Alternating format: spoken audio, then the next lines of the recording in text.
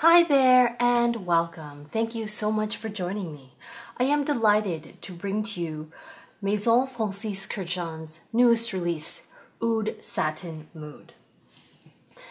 Now, before we begin reviewing this particular fragrance, I'd like to point out that I am a touch befuddled by this particular presentation within the range. It is Oud Satin Mood.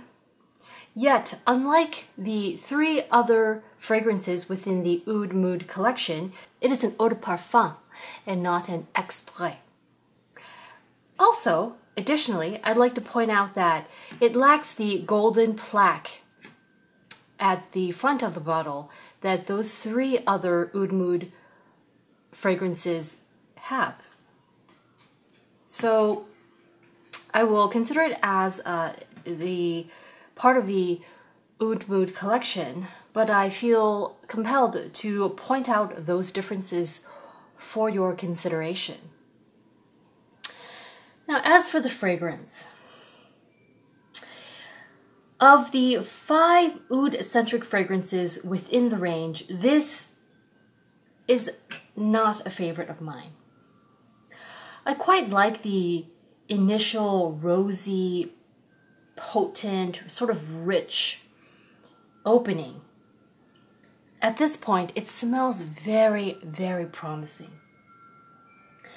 As the vanilla emerges, the initial rosy potency makes way for a violet, hazy powderiness. And softer resins. If you are one to like powdery violet type fragrances and highly unchallenging ouds, then this is for you. For me, the powder gets progressively worse as the scent develops on my skin.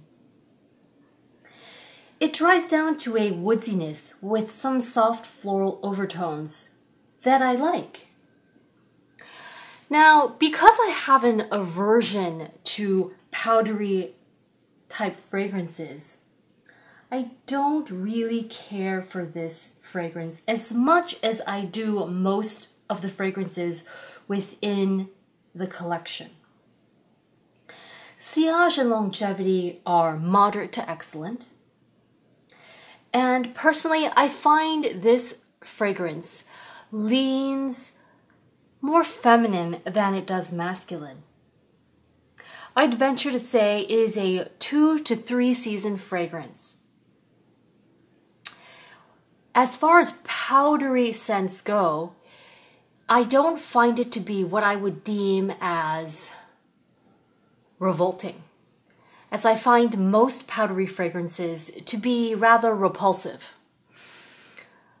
Yet, I do not feel compelled to add this particular fragrance to my collection. And there you have it, my thoughts, feelings, and opinions on Oud Satin Mood from Maison Kurkdjian.